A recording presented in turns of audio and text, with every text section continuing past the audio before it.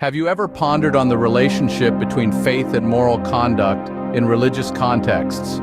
This brings us to the concept of antinomianism. Antinomianism is a theological belief asserting that faith alone is sufficient for salvation, thus challenging the conventional understanding that ethical behavior is paramount in achieving spiritual salvation. In essence, antinomianism posits that divine grace and salvation override the need for strict adherence to moral laws or religious commandments. Now that we have a basic understanding of antinomianism, let's delve into its historical roots. Antinomianism did not just appear out of the blue, but it has a rich history dating back to the early days of Christianity. Its roots are firmly grounded in the early Christian debates between faith and works.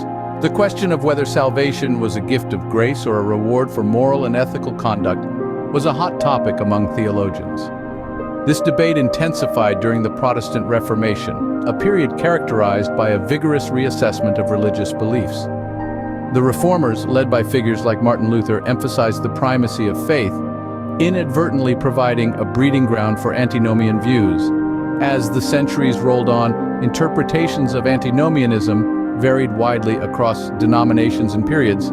Some saw it as a dangerous deviation, while others viewed it as a justified reaction against religious legalism. Fast forward to today, the discourse on antinomianism continues in the contemporary religious landscape. In the present-day religious discourse, antinomianism continues to stir debate, especially within Christian theology. It's often contrasted with legalism, a perspective that emphasizes strict adherence to religious laws and moral codes. The causes of antinomianism can be traced back to interpretations that underscore the primacy of faith and grace in religious salvation.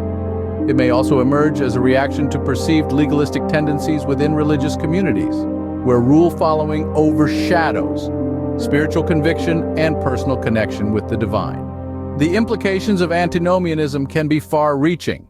It might lead to a potential disregard for ethical and moral standards, triggering conflicts within religious communities and posing challenges to established religious authority. However, proponents argue that a focus on grace and faith can yield a deeper spiritual connection and a richer understanding of religious teachings. And the solution? It lies in fostering a balanced comprehension of faith and moral conduct within religious teachings.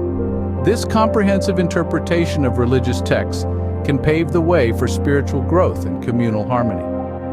Understanding the nuances of antinomianism within religious belief systems contributes to meaningful theological discourse and cultivates a more nuanced understanding of the relationship between faith, grace, and moral conduct. So we've taken a journey from the origins of antinomianism to its current state, its causes and consequences, and potential solutions.